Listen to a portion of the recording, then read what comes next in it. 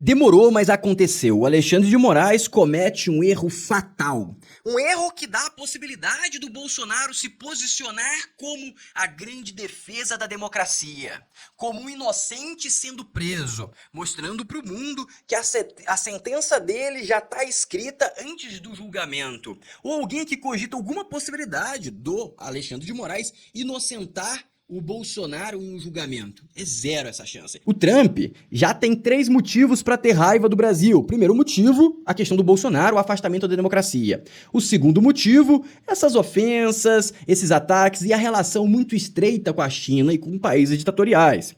E temos o terceiro motivo, que é a relação com a Rússia, que a gente indiretamente está financiando a guerra por parte da Rússia contra a Ucrânia. E ele já está preparando uma taxação de 100% aos financiadores da Rússia. Isso está junto com a União Europeia, já falei em outro vídeo. Ou seja, o ponto de ebulição está bem organizado, certo? Vamos dar sequência que ainda não montei todo o quebra-cabeça. Agora temos um ponto peculiar que eu gostaria que você prestasse atenção. Presta atenção nisso aqui, ó. Jornalista revela ao vivo que um dos ministros disse: decisão de Moraes é para silenciar o Bolsonaro.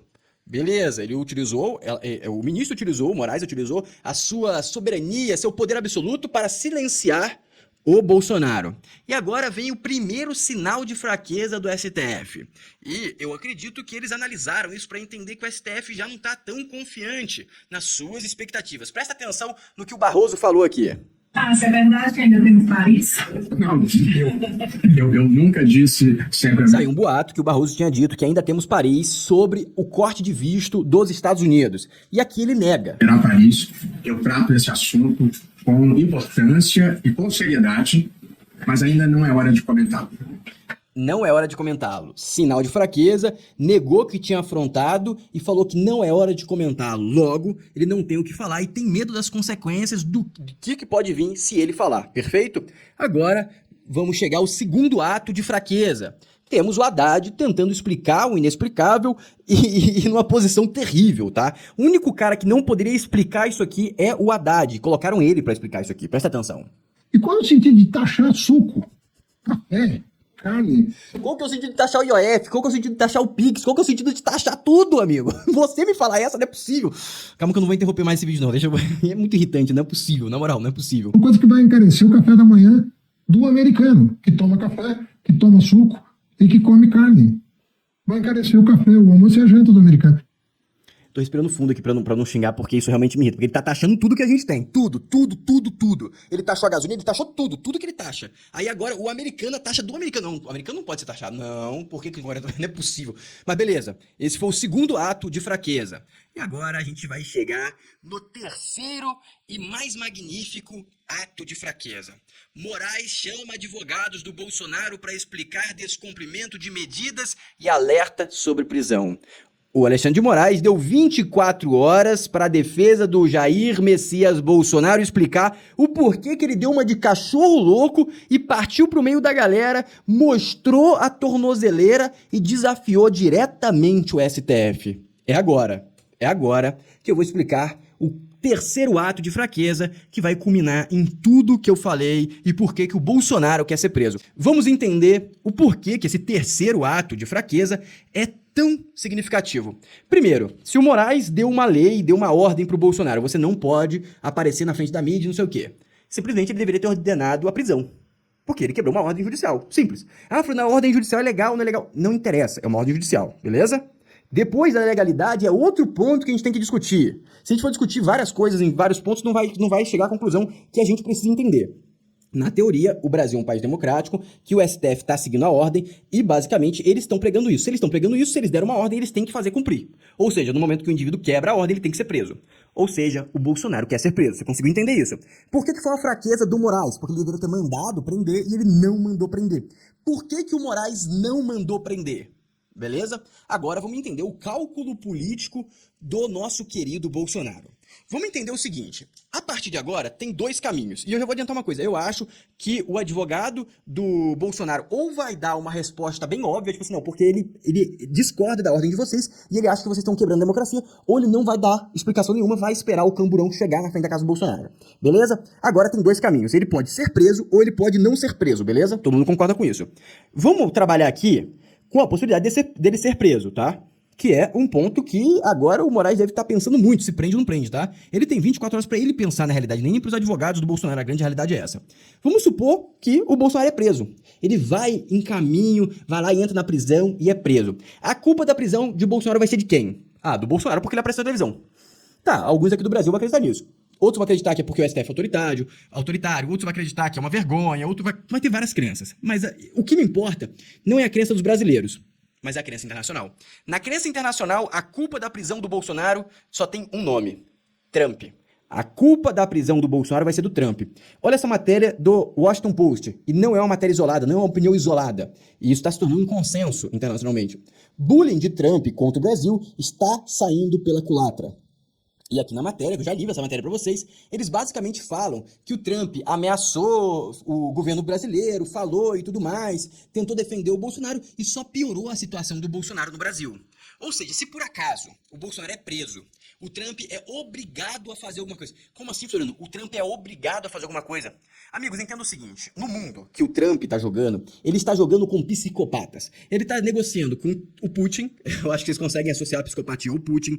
Ele está jogando com o Hamas, que é o cara que invade lá e liquida 2.000 pessoas. Ele está jogando com o Hezbollah, ele está jogando com o Irã. Ele está jogando só com maluco. E com maluco você não pode dar uma vírgula de fraqueza. Se você demonstrar fraqueza, eles te decapitam, eles vão liquidar, eles vão partir pra cima que nem malucos.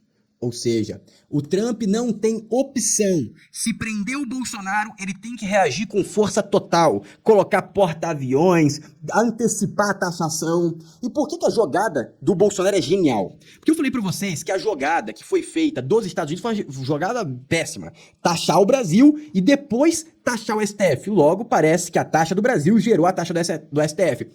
Logo, você cria um ponto que os Bolsonaros geraram a taxa do Brasil e depois geraram a taxa do STF.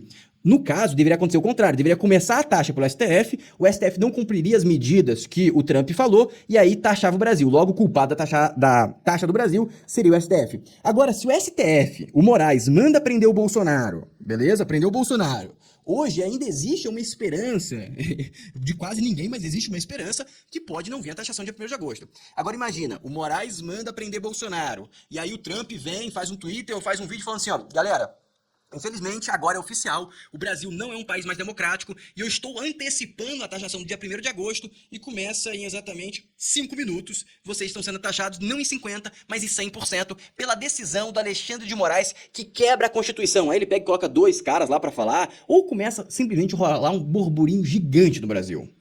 Ou seja, você mudou o ponto de causa. O ponto de causa inicialmente, Bolsonaro causou. Agora quem causou foi o Moraes, porque mandou prender o Bolsonaro, provocando diretamente o Trump. E aí, quando começar a cair, gerar uma inflação absurda no Brasil, a culpa vai ser de quem? Do Moraes. O Moraes é amigo de quem? Do Lula. Quem tá provocando o Trump? O Lula. Logo, a jogada do Bolsonaro ser preso nesse exato momento é simplesmente porque nesse exato momento ele tem apoio do homem mais forte do mundo. E o homem mais forte do mundo não pode arregar. O Trump não tem a opção de não fazer nada. Ele tem que fazer alguma coisa, porque senão ele demonstra fraqueza no tanque de tubarões. Ele tá num tanque com Putin, com Hamas, com Irã, com Hezbollah, só com casca grossa. Ele vai ter que usar o Brasil como exemplo. E uma coisa que está sendo criada, e o governo Lula está permitindo, é ser utilizado como exemplo. Porque eles estão atacando demais. Esse é o primeiro caminho. Se o Bolsonaro for preso. E também tem uma bifurcação desse ponto, que é o Trump fazer isso e aí em seguida pode desencadear impeachment e tudo mais. E aí tem a segunda posição. O Bolsonaro não é preso. Aí gera um sinal de fraqueza claro, que aí eles vão utilizar o plano B. O plano B...